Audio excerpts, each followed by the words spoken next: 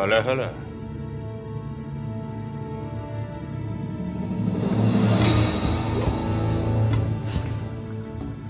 Bu da kimmiş?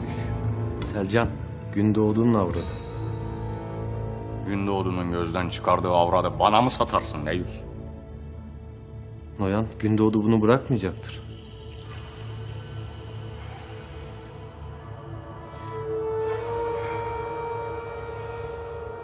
Eğer Gündoğdu bunun için gelmezse seni köpeklere yem eder.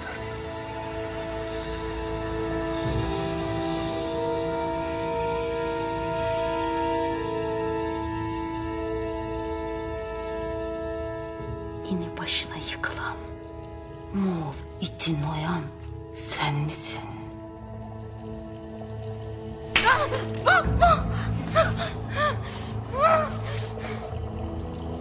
Burası senin hüküm sürdüğün Kayı Obası değildir.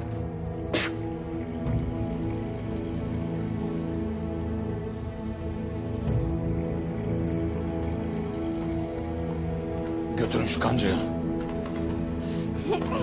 Bırak! Bırak be! Bırak!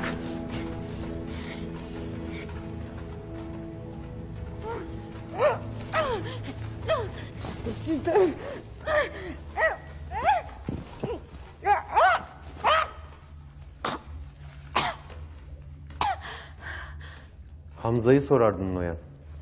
Bak sana onu da getirdim.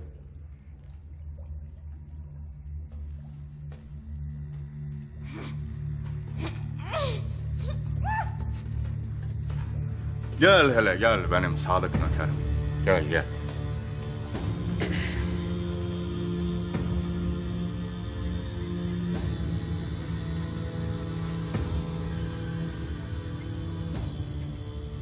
Hamza, siz Türkler ne kadar ahmaksınız.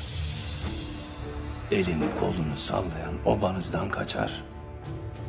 Önce Abdurrahman, sonra sen. Bakalım yarın kim olacak?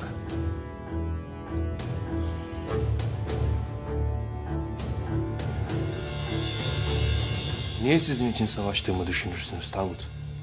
Hı? O halde firar etmek senin için hiç zor olmamıştır Hamza.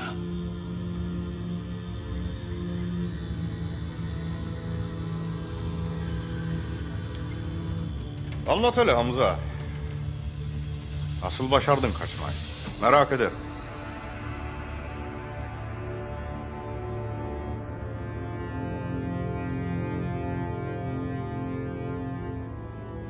Efrazyab'ı sattım.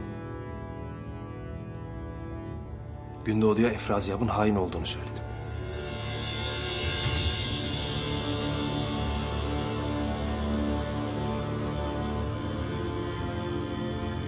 Babama yaptıklarımdan dolayı vicdan azabı çekiyorum. Utanıyorum dedim.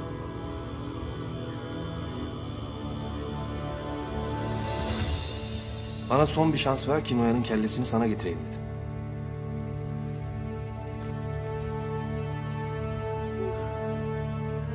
Gündoğdu da ahmak gibi inandı.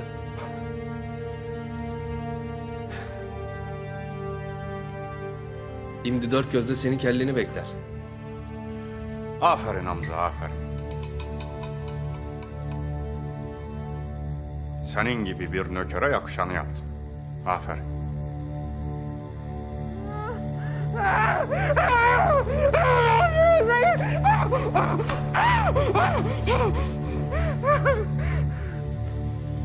Avrada bak avrada.